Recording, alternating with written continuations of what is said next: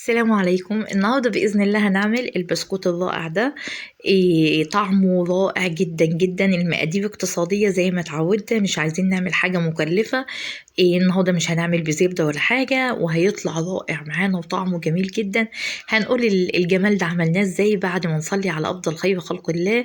هنصلي على أفضل خير خلق الله ونقول بسم الله الرحمن الرحيم. معايا كوباية إلا ربع سمنة على ربع كوباية زيت. أنا حطيتهم في التلاجة لغاية ما يمسكوا نفسهم كده، وهبدأ أنزلهم وهنزل عليهم بكوباية إلا 3 معالق سكر من نفس الكوباية اللي أنا هوريها لكم في الفيديو كده. كوباية اللي هي كوباية المية اللي بنشرب فيها المية، الكوباية دي من كوباية المية اللي بنشرب فيها المية. هبدأ بمعيار السمنة انا وانا ما عنديش الكوباية دي. معيار السمنة على الزيت 230 جرام. معيار السكر يا امان كان حوالي 185 جرام سكر. السكر لازم أن يكون ناعم قوي قوي قوي، ما ينفعش هنا بقى ندخل سكر بالتموين. سكر التموين هنا مش هيدوب معاكي وهيتعبك، وعمره ما هيدوب، وهتيجي تاكلي البسكوت هتلاقيه بيكسر في بقك السكر. هنا معايا 2 بيض، حط عليهم حبة فانيليا، وهبدأ أقلبهم. طبعا أنا نزلت بيهم بعد ما اتأكدت للسكر داب مع السمنة، والسمنة لونها فتح وصلت للقوام الكريمي الفاتح ده. هبدأ أنزل بالبيض، خلاص دي آخر مرحلة، وأقلبه حلو جدا. يا أمان انتي حاطة كوباية إلا ربع سمنة وربع كوباية زيت، ينفع أحط نص كوباية سمنة ونص كوباية زيت؟ ينفع، وهتطلع رائعة وجميلة جدا. خلاص هنا قلبت البيض كويس جدا، وهبدأ أنزل بالدقيق. معايا دقيق معياره 500 جرام دقيق، ومعايا معلقتين كبار نشا من نشا اللي هي بتاعة الذرة. الكوباية 500 جرام تقريبا كان حوالي 3 كوبايات وتلت من الكوباية اللي هي كوباية المية، حوالي كده. بالجرامات 500 جرام تقريبا. طبعا ما تنزليش بالدقيق كله، لان يختلف دقيق عن دقيقك. يعني ممكن الدقيق بتاعك يمتص السوائل ويبقى مظبوط ب 450 جرام، ممكن ب 400. انت فاهمه؟ هنا هحط بيكنج باودر زي ما انتوا شايفين، معلقه مش ممليه قوي، معلقه الا حاجه بسيطه. هنزل بيها في الاول، ورشه الملح هنزل بيها في الاول، في اول نص كميه الدقيق. ليه؟ انا بضمن هنا اللي انا دخلت البيكنج باودر ورشه الملح عشان لو انا ما خدتش كميه الدقيق كلها، لان ممكن زي ما قلت لكم الدقيق ما ياخدش اللي مع كميه السمنه دي، لا تشرب يعني اعجن بحبه الدقيق فما اخدش ال 500 جرام دقيق. فنزلت بحبة الدقيق في الأول، نص كمية الدقيق مع معلقتين النشا مدوباهم فيها، مع اللهم صل عليك يا نبي رشة الملح والبيكنج باودر عشان البسكوت ما يبقاش مكتوم. خلاص أنا هعجن كده، وبعد كده هبدأ أشيل بقى الاسباتيلا وهعجن كده. أنا العجينة دي خدت معايا نص كوباية لبن. هي والعجينة، يعني انا لما قسمت عجينة العجينة هقسمها، اشيل منها حتة اعملها بالكاكاو الخام، خدت مني حبة لبن، والعجينة دي خدت مني حبة لبن. الاتنين مقدار اللبن نص كوباية لبن من مج الشاي اللي بنشرب فيه. اللبن بتنزلي بيه تدريجيا. امتى بحط اللبن هقول لكم واحنا شغالين الوقت. هنا انا بلم الدقيق كويس جدا، انا ما بعجنش البسكوت، اوعي تعجني. انا هنا بلم بصوابعي، انا بلم هنا بصوابعي. شفتوا فرده صوابعي ازاي؟ بلم بصوابعي. اوعي تعجنيه وتديله مطه، هو ادي مطه هيتحول لعجين، مش يعني اللي العيش مش هيتحول لبسكوت. هنا انا بعمل له اختبار قبل ما انزل باللبن. شفتوا هنا العجينه بالشقه، العجينه هي معاكي بتشقق. العجينة هنا بالشقق، يعني العجينة محتاجة سوائل. أول ما العجينة بتعملي لها اختبار وتلاقيها بالشقق، يبقى العجينة محتاجة سوائل. تحطي مية، تحطي لبن، المتوفر عندك. اللهم صلي عليك يا نبي، عليها أفضل الصلاة والسلام. خلاص عجناها، وهنعمل لها برضك اختبار. هنا بعجن بصوابعي، اوعي. هنا عملتها الاختبار ما شاء الله، لفتها وقوبتها، وبعد كده عملتها بصباعي. أهم حاجة تشغليها بين إيديكي كده وأنت بتقوبيها، لازم تشغليها شوية كده، تتكي بصباعك، ما شققتش العجينة كده 10/10 مظبوطة. هنا بقيت العجينة التانية اللي أنا قسمتها، هجيب معلقة من الكاكاو الأسباني. هنا المعلقة دي مملية قوي، أنا مش هاخدها كلها، يعني أعتبر خدت نص معلقة كاكاو أسباني. هبدأ يعني أشيل بقيتها وأشوف هل العجينة محتاجة. خدت أنا بقيت المعلقة في جنب كده، وهشوف العجينة اللون هو ده اللي أنا عايزاه.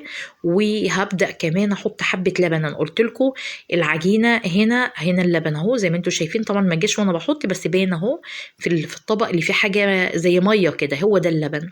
طبعا العجينة أنا شفت لونها قلت لا كفاية أوي نص معلقة الكاكاو الأسباني الخام ده.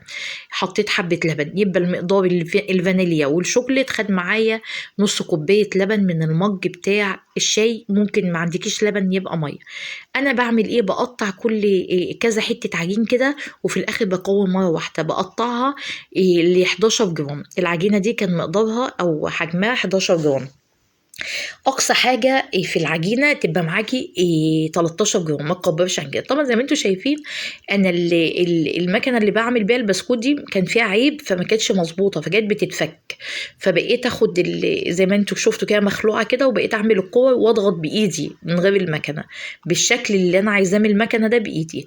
خلاص ضغطناه. المفروض انت لو شغاله في المطبخ والجو حر تطلعي الصواني اللي بتشتغلي فيها بره في الهواء، تشغلي عليها المروح. هنا خدت بقيه العجينه اللي هي بالفانيليا، وبدات اللي انا افردها في ورق الزبده او كيس تلاجة، اي حاجه عندك هفردها سمك رقيق، لان عايزه الزق البسكوت ده في بعضه. عايزه الزق البسكوت في بعضه، فمش عايزاه عالي، فاعمله سمك رقيق. اهم حاجه تظبطيه الفرد ما تكونش حتى عاليه ولا حته يعني منخفضه. زي ما قلنا ممكن ناخد مقدار بدل كوبايه إلا ربع سمنه، تبقى نص كوبايه سمنه ونص كوبايه زيت، وهتطلع رائعه جدا. لو وصلتي معايا هنا لغايه هنا يعني مكمله معايا والفيديو عجبك، يا ريت ما تبخليش عليا باللايك، وكمان الكومنت الجميل اللي بيبسطني فعلا والله بجد بيبسطني، وكمان تشيريه عشان الفيديو اكبر عدد يستفاد منه. وما تنسيش طبعا تشتركي في القناه لو انت لسه جديده فيها، وانا معاكم. لو لسه اول مره تخشوا في القناه، انا ايمان زهران من مطبخ ايمان زهران.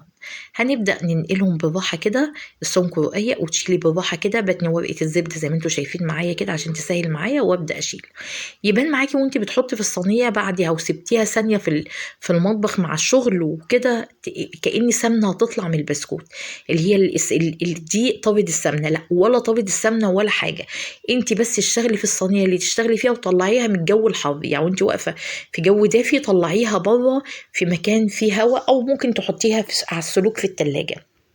طبعا العجينه دي هلمها واقطعها تاني. هنا الشوكولاته اللي انا دخلتها حطيت معاها واحده فانيليا عشان اعرف سويها. طبعا انتوا شايفين ما فرش خالص البسكوت، ما فرش خالص زي ما انتوا شايفين.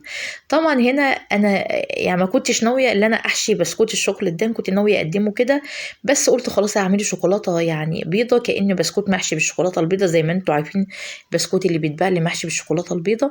فقلت اعمله كده. طبعا لو كانت الفكره جت لي اصلا وانا لسه شغاله كنت خليته رقيق عن كده، على اساس ما يبقاش عليه سنه كده، زي ما انا عملت البسكوت اللي انا هحطه في الشوكليت دلوقتي رقيق، اللي انا فردته بالنشابه عشان يبقى رقيق. هبدا اعمل كده. جت لي فكره وانا برضك شغاله، بالفول اللي انا مكسراه على خشن ده، ممكن اللي انا احطه كده من جنب الشوكولاته، اطلعها من جنب كده واعمله دايما يدور كده. بصي بقى يعني التفنين في الحاجات دي يعني يرجع لك انت، هتبقي استاذه عني، ويعني انا ما اجيش فيكي حاجه، ما شاء الله عليكي هتطلعي احسن ما انا بعمل بكتير بكتير بكتير. اهم حاجه نصايحي ليكي وانت بتعملي اللهم صل عليكي يا نبي، وانت بتشتغلي فيه الصينيه اللي تخلصيها تطلعيها في مكان فيه هواء عشان ما تطوش سمنتها. السوائل تنزلي واحده واحده عشان وانتي ما تستعجليش تحطي يعني ما تحطيش سوائل الا ما تجربي الدقيق وتجربي العجينه. تشغليها بين ايديكي كوره كده.